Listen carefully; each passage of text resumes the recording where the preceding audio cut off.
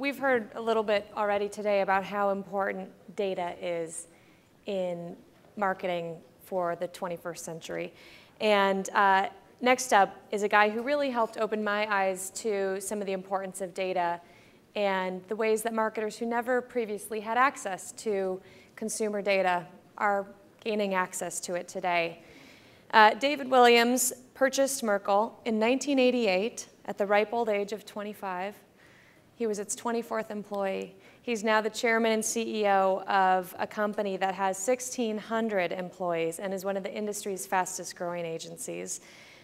Merkle helps marketers such as Geico, Hallmark, and TD Bank find ways to make their data make sense. Please help me welcome David Williams.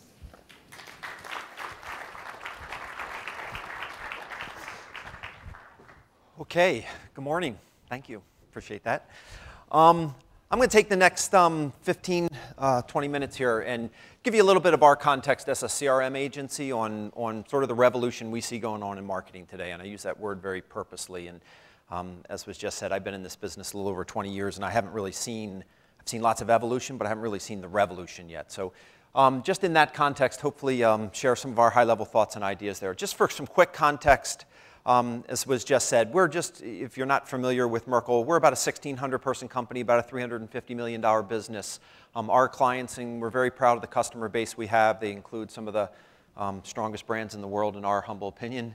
And from a CRM agency context, the business problems we work on generally are customer strategy, improving media effectiveness, media targeting, media measurement, all as it directly relates to the customer portfolio. So mostly that lives, we grew up in the database marketing space, data technology and analytics in that intersection, and then started to build digital, delivery capabilities, display, search, social, mobile, email, et cetera, on that, and then more recently have pushed ourselves more into the consulting space as transformation, change management, those things have become more important. So in the context of where we sit as growing up as direct and database marketers, and then we look at the change in the landscape today, our view is there's a clear, decisive opportunity for marketing, we believe, and I know there's a bunch of CMOs and marketers in this room, to really be at the strategy table, again, not for the first time, obviously, but in a very meaningful way to create sustainable competitive advantage from a marketing perspective. And I know that's a big statement, so I'll try to give you some context around that. Our view is, back in the 50s, it was really simple. The creation of network or national television, created national brands, and there was clear winners and losers. So, you can go back and look at the hundreds of companies that Tide put out of business as they built, one of the first national brands in their category. And then in reality, I would argue, lots of evolution happened from the 50s to the mid-90s, but in reality, the creation of the internet in the 90s, as everybody knows, sort of changed the game again. But really, from a marketing perspective, it wasn't really a game changer. The game changer really lived in channel more than media. So the mechanism, the business model transformation. So, if I'm, Blockbuster was a big client of ours for a long time, and, watched them go from 250 people in their marketing department to 3.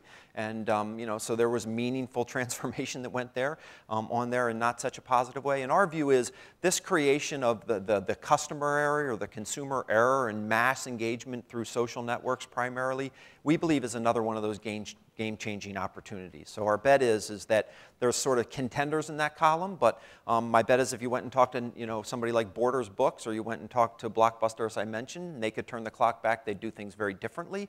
And my bet is that we look 5 years down the road from now, 5, 10 years, there's going to be a lot of people that wish they made a lot of different decisions at this point in that evolution. So this is a little bit preaching to the choir. People do whole keynotes on the changing landscape. I think people get the changing landscape at this point.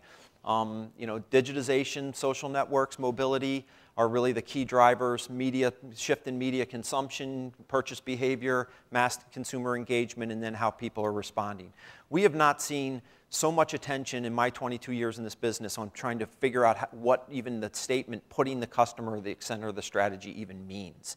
And across much more broad industries than traditional direct-to-consumer marketers. Focusing on big data, this whole big data revolution, McKinsey, I think, sort of put that term on the map, and I think it's an appropriate term. We'll talk a little bit more about that. And then obviously digital, both medias and channels are really sort of the game changer itself.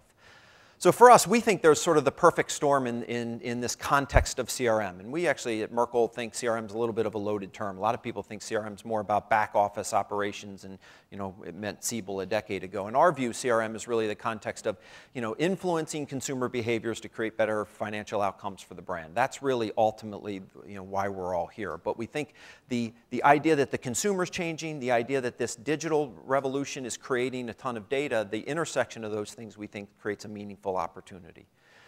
So I don't want to harp on this too much, but in that big data context, certainly the amount of data, we look at a client like one of our customers is Dell as an example. You look at a customer like Dell, we've managed their marketing database since 2000. And if you look at the nightly Omniture feed from Dell's website to that marketing database is the same size as their whole marketing database was 5 years ago. So when you look at the amount of data that is being generated, certainly, Eric Schmidt talked from Google that, more data has been created in the last 2 years than in the history of mankind. So yeah, that's great, but what does that really mean from us from a marketing perspective? And I would argue for every person in this room, there's a knowledge gap. And the reality of it is, part of the mission we all have is how do we close that gap? How do I understand the value of that gap, not only from a marketing context, but really from an organizational context? So we have this dramatic increase in availability of data, and certainly right now the ability to use that data or usability is climbing too, but it's not climbing anywhere near at a proportional rate. So I think what that means for any brand today is choice. I've got to figure out what data is most valuable to me. This idea that I'm going to sort of gather acorns, I'm going to go get all the data that I can get is not a productive strategy anymore. It might have been 5 years ago, 10 years ago, but that no longer works today. So most of us are challenged with this idea of how do then I relate data to value? And my personal perspective is the only way to do that at the enterprise level is through the customer. So it's got to be directed back to an individual, a household, a value, a behavior associated with those individuals all rolled up into a portfolio that create profit and revenue, which drives shareholder value. And if we can't make those linkages, we can't actually capitalize on this data revolution. So the digitization in media channel is really the key driver of the revolution. So as things digitize, they're creating more and more data. So, we look in the world at sort of this contextual level, which is a world we've lived in for 50 years. And now, if you look at online advertising over the last decade, most of us have at least are in the early stages of mastering anonymous individuals. I know this cookie is a person, but I have no idea who that person is. And now we're moving into this identified era. And I think the identified era will really be the fundamental driver of where people look back 5 years from now and say, I wish I would have built that skill earlier because my competitor built that skill first, and they had a clear, decisive advantage when they executed on it. And ultimately, it is really about digital, because that's the world that's growing the fastest, that's where consumption's growing the fastest, and that's where the context of moving from contextual to anonymous to individual is actually real and here today. More challenging on things like television and other areas that were discussed earlier, but in fact doable in this environment. So even if you just look at the display space and the evolution of that space and the complexity of display advertising going from contextual to sort of exchanges to sort of these what we would call or connected exchanges, the idea that I can say, okay, Geico's a big client of ours, Ted Ward, their CMO, says, look, these 10 million people that we predict every week by market, by segment, and by media that are most likely to call us, change auto insurance companies, I just want to talk to those 10 million people. I don't want to talk to, I don't care what the cookie is. I know who those 10 million households are. I have a prospect database that's been in place for 12 years. I predict those people once a week. I want to talk to those people. And in fact, we can now do that from a display perspective. So can we make the linkage from understanding the value of that prospect household into the actual media delivery itself? Just one example. So the holy grail, though, would be is could I really operationalize that at a broad scale? So can I use all this first, second, and third-party data that we have available to us instead of putting out these broad sort of persona-based media plans that I can measure potentially? Could I not, in fact, just target on the individuals that I want, that I have literally individual-level media plans in some way, shape, or form? And then equally importantly, could I then, am I predetermining the how I might inform the channel experience when that person does the action I want them to do?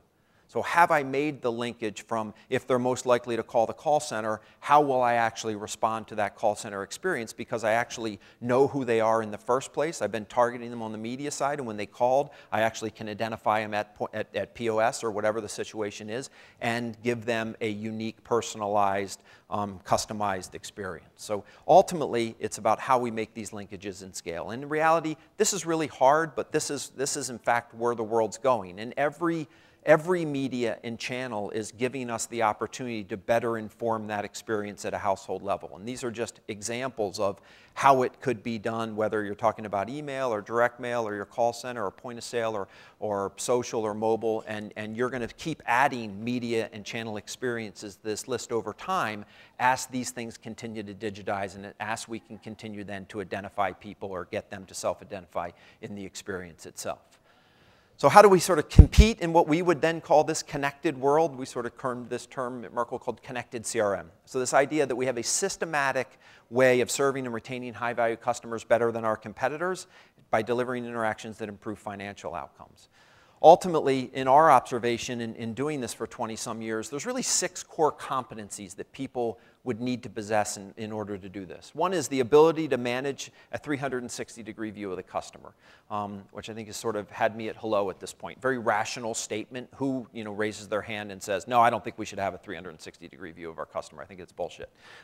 People don't generally do that. The problem with that context, though, is as this data availability is growing so fast, we have to understand the value of data before we determine how we're actually going to manage that data. So the context of that statement has changed meaningfully over the last 5 years, and why you see DMPs and DSPs and all these people now talking about data management, but in reality they're talking about it in a very narrow way generally. They're talking about one element of data that may or may not be connected back to a customer relationship. Ability to understand, identify, segment, and manage high-value customers. Sounds relatively simple, but the brutal truth is most people can't do it. Most people don't have the currencies in place in order to understand what a high-value customer even is. The marketing department might have a definition of high value, but the merchandising team might have a different definition, the risk team may have a different definition, so on and so forth. Ability to micro-target, customize, personalize the media and channel experience, so that this idea that I'm relevant, I know who you are, I understand what's valuable to you, and I'm speaking to you in that context, the one-to-one context. Ability to create metrics as currencies, which I just mentioned, to measure incremental impact of marketing activities. So we really talk about 3 currencies at Merkle's, generally speaking, a segmentation currency, a value currency, and a measurement KPI currency. We have never seen people move to a customer-based strategy without at least 2 of those 3 currencies. So if I can't get enterprise alignment to those currencies, very, very difficult to do the integration work necessary to move to this kind of world. Ability to allocate resources that optimize ROI based on long-term customer value. Sounds simple, but all the way from media mix to digital attribution, which we saw a nice example of with Visual IQ with the Vanguard presentation. And ability to organize in a fashion that allows me to respond to changes in customer, competitor, and market-based behaviors faster than my competitors. So we have the flywheel here is moving very, very quickly. So even if I had those competencies, the reality is I need to enable those competencies across the enterprise. So then I need to start to think through sort of the swim lanes necessary, whether that's at the strategy level, the execution level, generally the analytics level because the data is so important, or the technology level that actually stitches all those things together. So we're talking about a pretty complex ecosystem to enable this kind of work to happen. This is sort of my favorite CRM slide because no great CRM agency would ever not have a slide that talks about life cycle. And we all have these understanding of high-value customers and low-value customers. And everybody talks about this simple idea of, look, I have low-value customers, and if I could just move them up a little bit in the spectrum, I can increase profitability and revenue growth. And that's what I need to do. But in reality, the picture is incredibly complex.